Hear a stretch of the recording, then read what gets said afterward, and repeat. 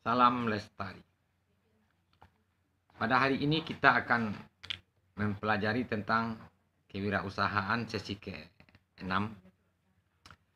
tentang SKU. SKU itu singkatan dari studi kelayakan usaha. Kalau tentang SKU berarti kita telah ada rencana untuk menyusun sebuah wirausaha. Jadi saya ulangi lagi, wirausaha atau entrepreneurship itu perlu dilakukan dalam suatu negara karena apabila 2% saja penduduk dalam sebuah negara telah melakukan entrepreneurship, maka itu merupakan ciri-ciri negara yang maju. Artinya apa? Tingkat kesejahteraan dan pertumbuhan ekonominya naik.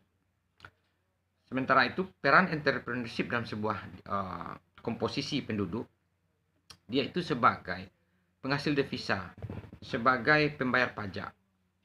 Kalau dia penghasil devisa berarti barangnya ekspor kan.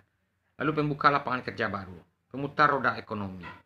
Yang terakhir itu juga merupakan motivator bagi penduduk lainnya. Jadi demikianlah pentingnya sebuah entrepreneurship. Dalam entrepreneurship akan memilih sebuah usaha. Ingat, entrepreneurship itu bukan takdir, tetapi pilihan terhadap takdir yang akan dipilih. Lalu apa orientasinya? Orientasinya harus ditentukan dulu dalam menyusun SKU. Pertama, bisa jadi orientasinya itu ekonomi. Artinya usaha yang akan dipilih itu untuk mencari keuntungan. Kedua, orientasinya sosial. Nah, ini contohnya kalau yang keuntungan ekonomis itu gampang. Misalnya kita mau memulai usaha membuka toko misal. Yang kedua itu kalau sosial itu misalnya melahirkan usaha atau lembaga nirlaba. Seperti lembaga-lembaga yang tujuannya tidak bisnis. Itu banyak seperti lembaga dakwah, kemudian lembaga riset, lembaga pendidikan seperti Health Institute yang saya punya itu tidak untuk bisnis. Lalu aspek yang dikaji dalam SKU tersebut itu ada 3. Pertama, aspek hukum. Aspek hukum itu meliputi izin lokasi, nomor NPWP, situ, siup, dan lain-lain. Itu nanti diakte notariskan terlebih dahulu supaya mempunyai kekuatan hukum. Lalu yang kedua, aspek sosial ekonomi. Sosial ekonomi yang ada di masyarakat tersebut. Ada aspek sosialnya. Ketiga, aspek ekologis. Nah, aspek ekologis ini penting karena apapun usaha yang akan dilakukan, sedikit banyaknya akan mempunyai dampak hipotetik terhadap lingkungan hidup, lingkungan fisik maupun lingkungan sosial. Misalnya Anda akan membuat sebuah proyek, maka Anda harus memikirkan dampak terhadap lingkungannya. Kajian ini disebut AMDAL, dan ada juga yang berupa kajian lingkungan hidup strategis atau KLHS. Apabila ini dilakukan, maka SKU yang dibuat itu selain dia mempunyai dampak kajian terhadap lingkungan, dia juga mempunyai dampak kajian secara ekonomis. Nah, itulah kelebihannya. Lalu, metode dalam membuat SKU itu ada 2. Pertama namanya studi kelayakan usaha dengan cara membuat berdasarkan aspek tadi, lalu dibuat tabel, sederhananya dibuat tabel, disusun langkah-langkah kerja, dilihat berapa biaya, kemudian berapa keuntungan. Itu SKU berdasarkan ekonomi. Kan gampang, itu selisih antara pendapatan dengan modal akan menghasilkan keuntungan. Yang kedua ada analisis SWOT. Analisis SWOT ini langkahnya cukup panjang, tetapi intinya adalah akan melahirkan sebuah strategi. Strategi lahir dari analisis terhadap kekuatan, kelemahan, ancaman, dan peluang. Kalau untuk memperdalami analisis SWOT ini, ya itu ada pula satu materi khusus namanya manajemen strategi. Tapi Anda bisa mulai membaca-baca buku tentang itu bagi yang ingin tertarik, bagi yang mendalami. Kemudian ada lagi, yang 2 itu adalah metode SKU kalau akan memulai sebuah usaha baru. Apabila usaha sudah berjalan, maka ada namanya analisis stakeholder. Analisis stakeholder itu berupa tabel untuk menganalisis stakeholder atau pemangku kepentingan berdasarkan interest dan power. Berdasarkan kepentingannya dan kekuasaannya. Contohnya begini, Anda punya bisnis pakaian misal, model. Anda harus melakukan analisis stakeholder. Satu, konsumen. Apa kepentingan konsumen? Konsumen kepentingannya adalah mendapatkan produk Anda. Tapi dia juga punya kekuasaan. Kekuasaannya apa? Membatalkan pembelian. Nah, itu contoh analisis stakeholder.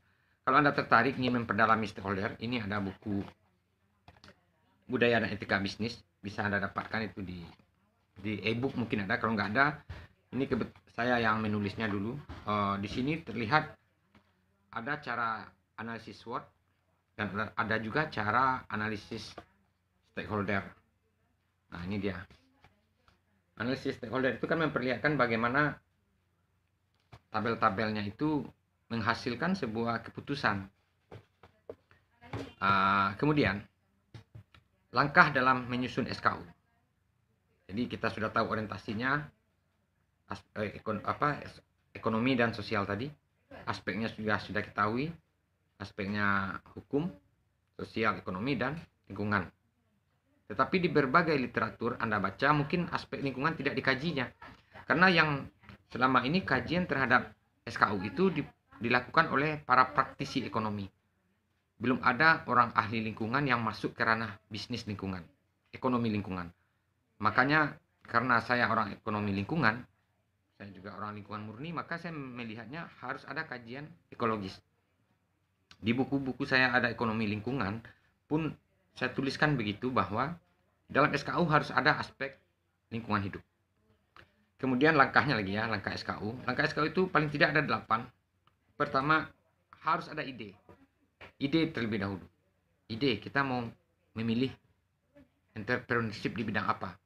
Ingat, kewirausahaan itu adalah pilihan. Pilihan ya. Kedua, mengumpulkan fakta-fakta berupa data primer dan data sekunder terkait ide kita tadi. Misalnya mau membuat desain baju misal. Itu idenya kan. Lalu kita kumpulkan data kemudian. Data-data terkait tentang model. Lalu yang ketiga, menganalisis data-data yang ada itu. Data yang dikumpulkan Anda pikirkan, Anda analisis. Kemudian disusunlah SKU. Disusun perlahan. Berapa hari ini, berapa keuntungannya, berapa modal yang diperlukan, pembiayaannya. Kemudian yang kelima, dibuat kesimpulan berdasarkan SKU yang telah dibuat. SKU itu kan draft baru, draft belum finish kan. Lalu baru disempurnakan dan dilaksanakan, kemudian dievaluasi. Nah, jadi ada 8 langkah dalam membuat SKU. Kegunaan SKU itu apa sebenarnya? Studi kelayakan usaha itu perlu dilakukan karena akan menentukan suatu usaha dilakukan apa tidak. Kalau dia dilakukan, tentu kita lakukan berdasarkan studi SKU. Kalau tidak, maka tidak dilakukan. Jadi artinya SKU adalah menentukan suatu usaha dilakukan apa tidak. Di berbagai literatur ada juga yang mengatakan studi kelayakan usaha ini disebut juga dengan analisis proyek bisnis. Di berbagai literatur bahasanya seperti itu. Tapi intinya adalah SKU itu akan menghasilkan keputusan suatu usaha dilakukan atau tidak. Itulah prinsip dari SKU. Prinsip dari SKU itu menghasilkan keputusan. Kemudian menentukan proses pemilihan waktu. Waktu, misalnya begini, Anda mau membuat makanan, maka waktunya itu lebih tepat di bulan puasa. Kenapa? Karena di sore hari orang ngabuburit. Maka bahan-bahan untuk makanan itu dibuat di pagi hari. Itu kan soal waktu. Setelah Lebaran Anda tidak membuat lagi karena setelah dikaji keuntungannya itu lebih banyak di waktu bulan Ramadan. Lalu tentang hasil studi tersebut pada prinsipnya berguna untuk 3 hal. Jadi kalau Anda membuat SKU ada 3 hal. Pertama, untuk memula usaha baru. Misalnya mau membuat pabrik kalau Anda pemodal besar, atau mendirikan koperasi, atau membuat jasa seperti pangkas rambut dan lain-lain. Itu kan usaha baru. Pasti Anda menyusun SKU. Kedua, mengembangkan usaha yang telah ada. Misalnya bidang jasa. Di bidang jasa mau dikembangkan usaha di tempat lain, maka itu juga perlu SKU. Yang ketiga, misalnya Anda seorang investor, pemodal, orang yang kaya, maka Anda akan memilih investasi mau kemana nih. Nah, itulah yang ketiga. Itulah prinsip dari kegunaan studi kelayakan usaha. Lalu SKU itu siapa yang memerlukan? Siapa yang memerlukan SKU? Pertama, wirausahawan itu sendiri. Nah, Anda semua nanti, Anda akan memerlukan SKU. Karena Anda akan menjadi wirausaha. Ingat, wirausaha itu pilihan ya. Kemudian kegunaannya bagi investor tadi. Yang ketiga bagi masyarakat dan pemerintah. Kalau pemerintah itu jelas gunanya untuk menerbitkan izin atau tidak menerbitkan izin. Nah, itulah orang-orang yang memerlukan SKU.